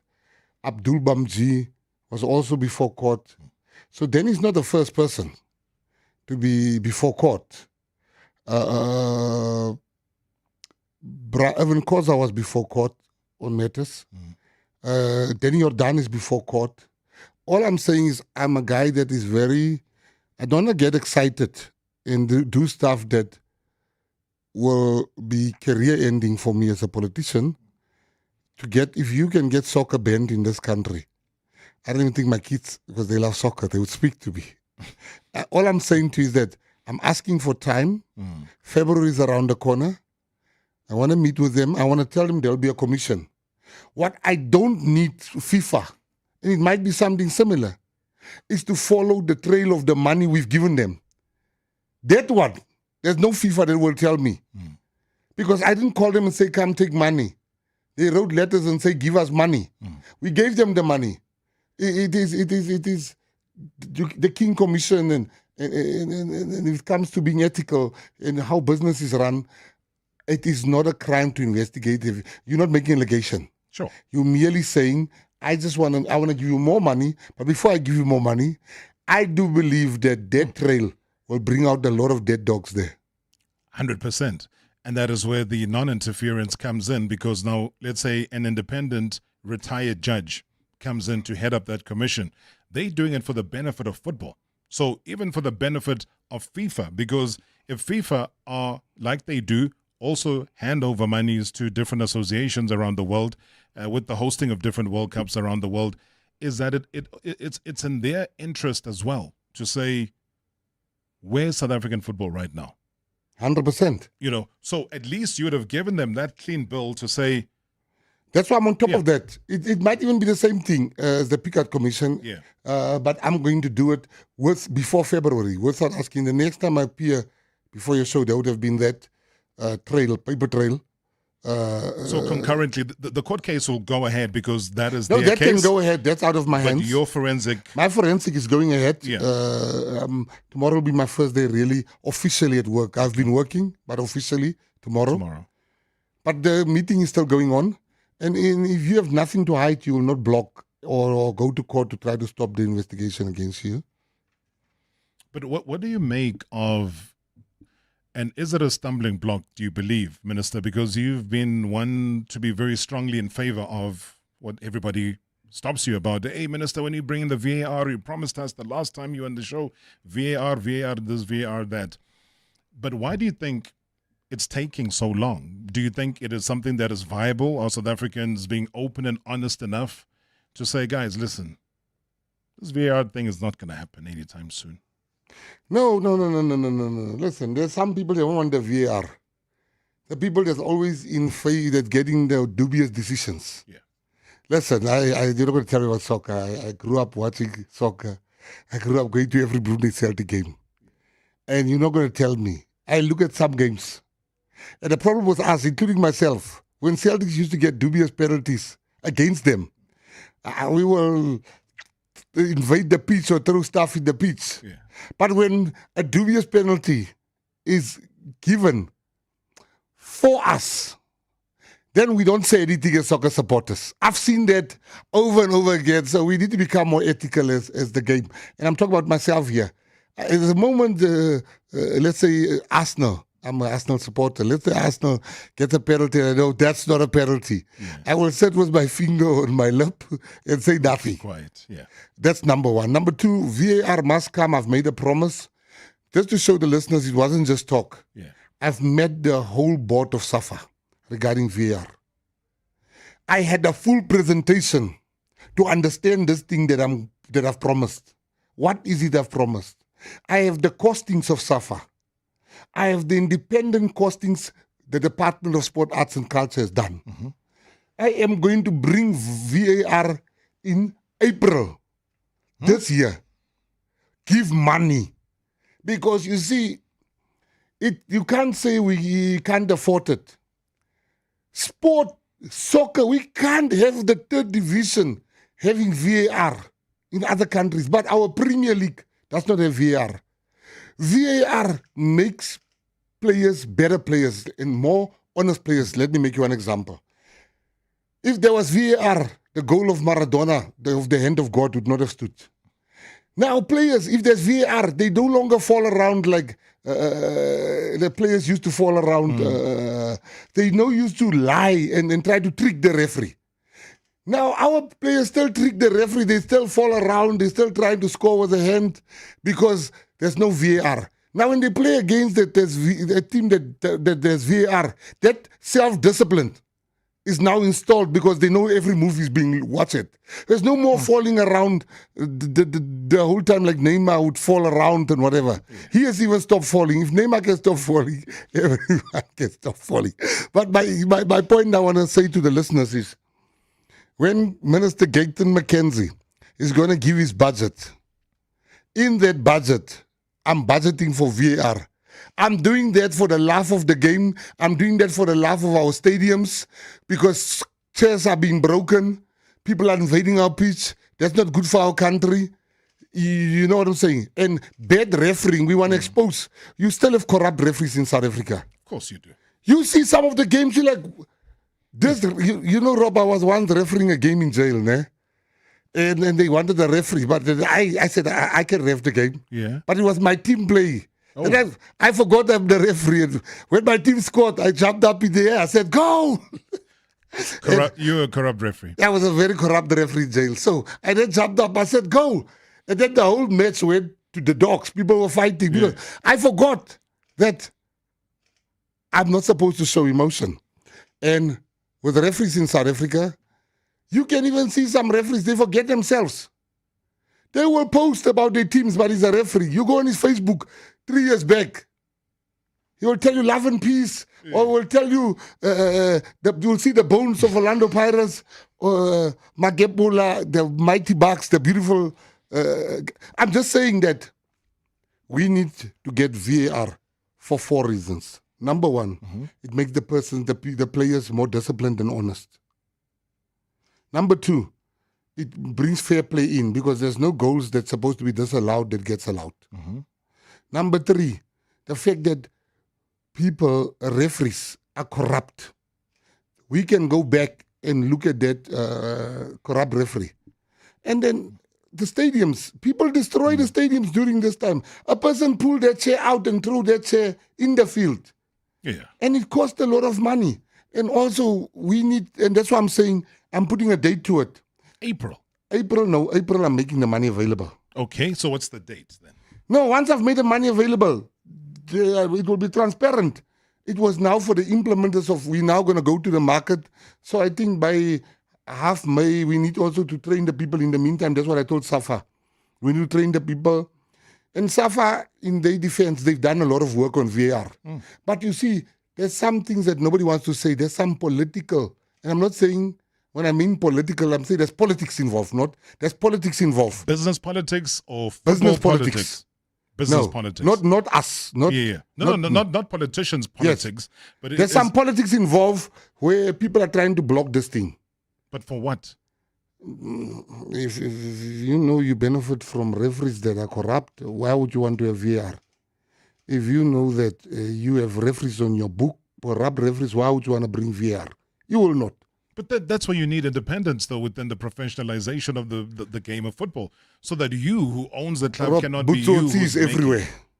VAR, that's the problems I want about on Sabutsotsi. No, but then let's not allow the Tsotsis to prevail then. No, but the Tsotsis, you'll only know him by his action.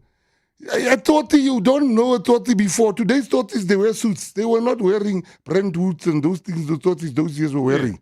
The Tsotsis now, they even have a Bible in their hand. You understand what I'm saying? Yeah. I'm saying to you, as the minister, there's no one. You see me, there's no one that's going to stop me from making sure VAR gets implemented. I'm not going to listen to no one on the issue of VAR because FIFA has allowed VAR. FIFA encouraged VAR. So who would stop me? You can't come to me. Once I no longer speak for VAR, then you must know Mckenzie is a thought he also got something. Now he's no longer saying VAR is not good for us. VAR is needed. It is much needed in this country. If you know you have nothing to hide, you don't have corrupt referees on your book, if you know you're a player that don't fall around, you will encourage us to have VAR. Couple of things, and I love the fact that you're committing. But are you committing post-April to a date? Let's say it's your wish list date in terms of the launching and the implementation of VAR. Is there a wish list date for you? June we must watch the game must be stopped. The referee must run. Yeah. By June. To go and watch it on this. Yeah, he must go and watch it. And you know, the one, what is saying, Sutu? How where is the goal? How football heart attack would I football heart attack? As you heart of a creamy heart of a cream, that's me with the You see, for me, I'm telling you April. So when you call me here in June, you'll be like, Minister, I want to play you something. I know you no, the best sports guy here in this country. I can tell that you've been listening to this show for many years. We hold then you accountable. Tell me what I said. Because I know. I'm already telling my team 1949. That is when the clip was said. 1949. That is the time. I see them. Yeah. Yeah, of course. Hulle skryf. So, Hulle skryf because terug. ons het skool toe gegaan om leesgesels en skryf. I don't know what you said now, but I guess. Yeah, don't worry. Ek praat kombuis Afrikaans, man. Ek praat nie Afrikaans. Afrikaans Nie, die kombuis, die agterkamer, kombuis, die kan ook 'n bietjie hoor. Jy weet wat so. Quickly, Minister, because we are running out of time. I want to get the numbers, though. You said that you've looked at the financial viability of VAR. You've looked at the Safa numbers, were your words. What do those numbers look like?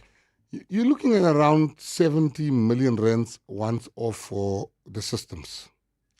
Just to get the systems in place? We get the systems in place. Okay. And then you're looking at, and this is the amount that we are disputing at the moment, then you're looking at an amount per game, which is anything between 50 and 70,000 per game. 50 and 70,000 for the entire. I mean, would you do it like Stokely Park, where you can't have VAR at every stadium, so you have to have one central place where all the games come through, like they do in the Premier League? Is they have Stokely Park there, which is exactly where Premier League football is being shown and so on. So it's in a different flow because the feeds are already coming through in any case. So is that the kind of model that you would be looking at? That's one of the models. Okay. What will decide the ultimate model at the end of our decision will be if we can get corporate SA involved. I'm a believer in corporate SA. I come from the corporate world, and they're very keen and they're very happy, and to have a better product. VAR gives you a better product. I remember it was when soccer was professionalized. They said, we want to bring you Murdoch. They said, let's pay these people this kind of money so that they can bring us a better product. VAR will definitely bring you a better product.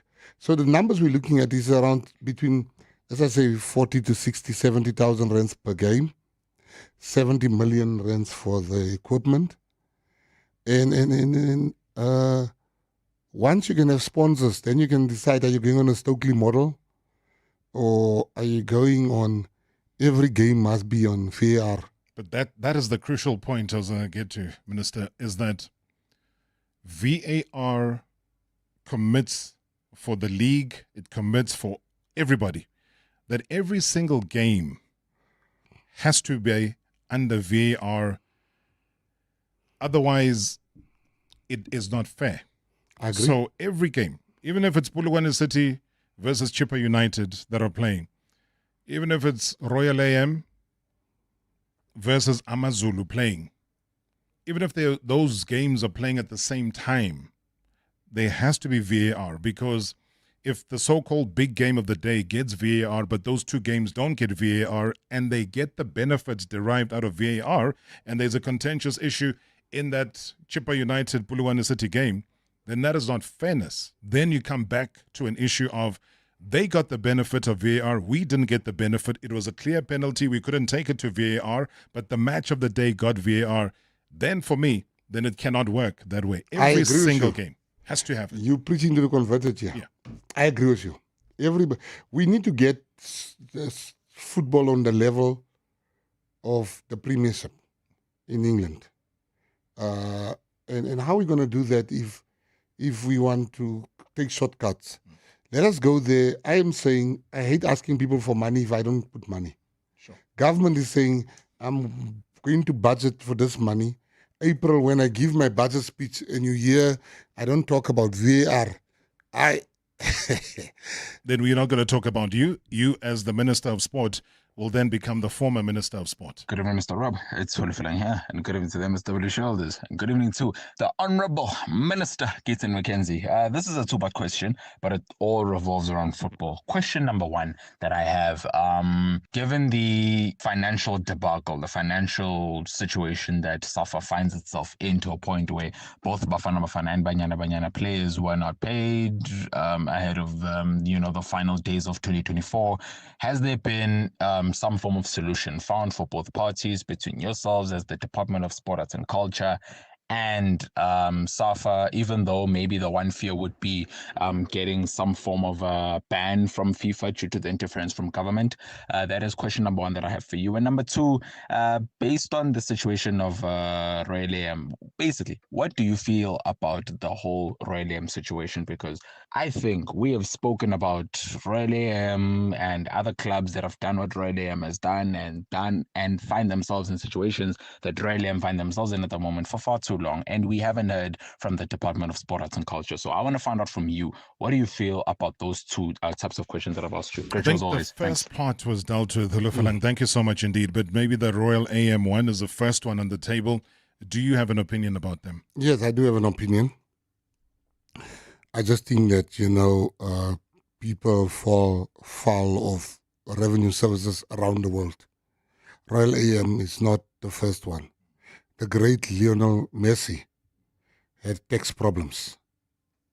I'm saying that we should not act when people have tax problems that it should be the end of them or the end of the world. I just think that it was a disgrace for us to allow a team like Blue and Celtic to disappear from the PSL. It will equally be a disgrace if Royal AM, because they brought something different to the PSL. They brought black female ownership. Not black female management, like we've seen. You remember when Real Lidwaba with Lidwaba Stars, how we celebrated that. I am appalled at people saying that let them die. We need to see, I want to hear the league speak more. I want to hear what the solution is. And in no way, if she's guilty, she must go to jail. That's what I'm saying. But I'm saying that we're not dealing here with an individual. We're dealing with a team. We're dealing with players that must get salaries. We're dealing with talent that might go to waste. So this thing is much bigger than Mckenzie. It's much bigger than that. So I'm saying that the league needs to meet with SARS and say, how best can we sort this problem out? What I've seen is a problem in our sports. I don't know what you call it, but it is not only in soccer. I see it in the PSL, I see it in the Safa, I see it in SAR, I see it everywhere. People let things drag on. There was this issue we could see from a mile away. Trouble is coming here with Royal AM. FIFA was wanting them to pay 12 million. I just feel that we as organizations need to not wait for the bullet to hit us. The moment somebody takes a firearm, a problem is going to come. But to answer your question, do I want Royal AM back? I would love to see them back. And if it's not even Mckenzie, I would love to see a black woman. I was speaking to people that is my family, and I said to them, women in my family, you never invest in sport. My cousins that's in business, I said, you need to really learn from Mckenzie many years ago. I said, you need to learn from Mckenzie. There she is, she's going into a man's world. And I'm still saying today that I still appreciate the fact that she's gone into a man's world. Let us see how we can help the team, how we can help the players, how we can do that. She must get out of the problem. She's a businesswoman. Since I've known her, I think she will know how to get out. And let us just not let the team die like Bloemfontein Celtic. Would you and your business partners be able to buy Bloemfontein Celtic? Let me say this. There are people that's very close to me that is busy buying Bloemfontein Celtic. This is breaking news I'll give you. They are busy buying? No, they're busy buying, busy talking to a franchise in the PSL. Okay. I'll give you breaking news here. People is very close to me, very close. Because they want to bring Celtic back to Bloemfontein.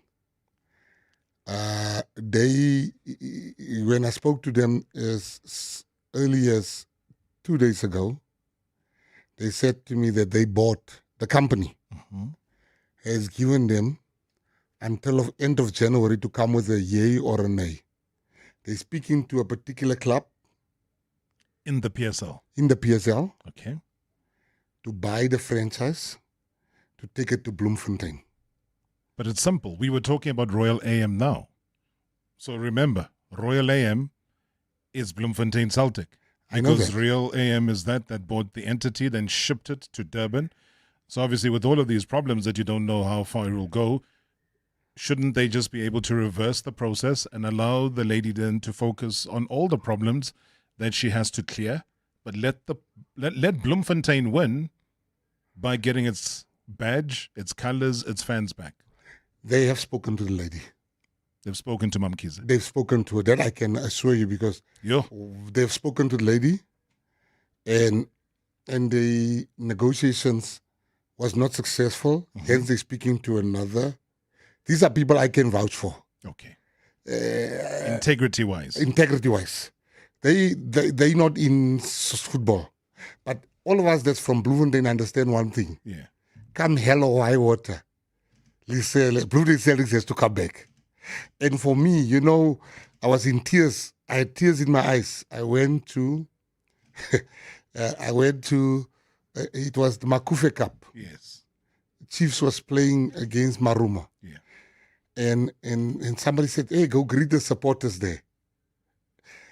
I didn't want to go, to be honest with you, but I went. Yo, Rob, I got tears in my eyes when they start singing. Mckenzie Kilisele.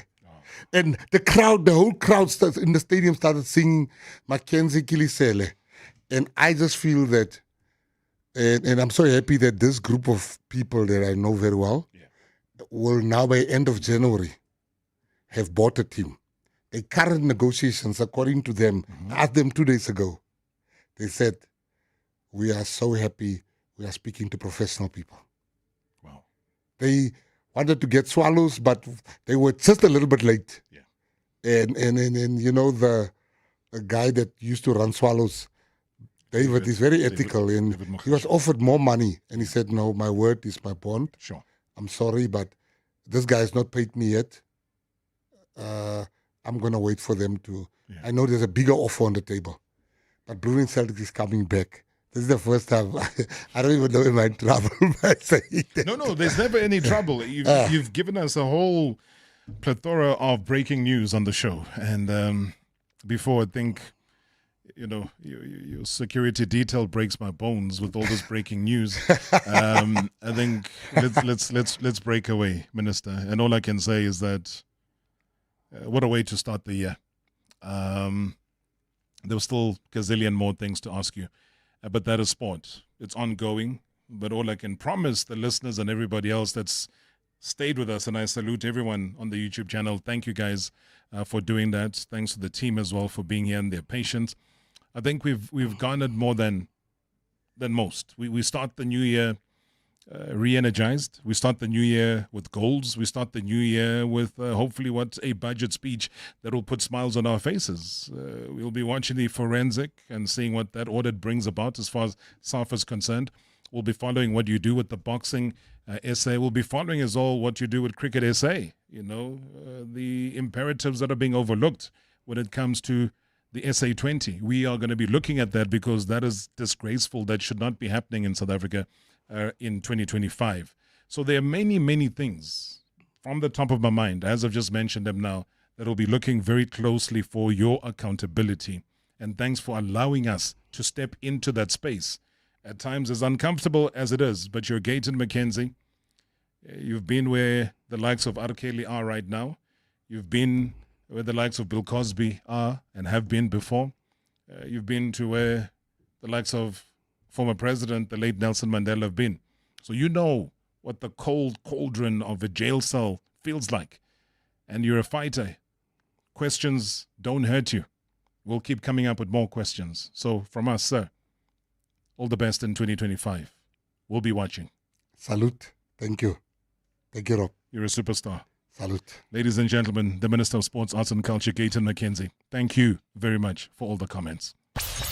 #MSW live now on 947 Vuma FM, Rise FM, and Soweto Live at the same time. #MSW.